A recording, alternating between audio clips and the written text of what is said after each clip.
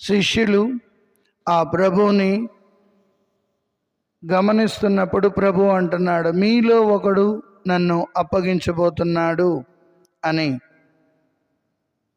వెంటనే వాళ్ళందరూ అంటున్నారు, ప్రభు నేనా నేనా నేనా అని. కానీ ప్రభు ఒక సూచన వాళ్ళకి ఇచ్చి ఉన్నాడు. ప్రియులారా, ఎవరికైతే నేను ఈ రొట్టెను ముంచి ఇవ్వబోతున్నానో వాళ్ళే నన్ను అప్పగించబోతున్నారు. ఎంతటి బాధాకరం!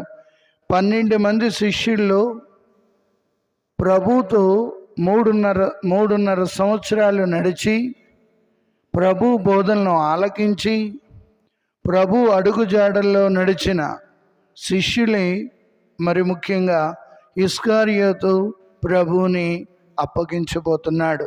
అందుకని ముందుగానే బేరం కుదుర్చుకున్నాడు ప్రధాన అర్చకులచే. నేను ప్రభువుని అప్పగిస్తాను, మీరు నాకు 30 వెండి నాణాలు ఇస్తారా అని. నిజమే ప్రియులారా, మన అనుదిన జీవితంలో కూడా అనేక సార్లు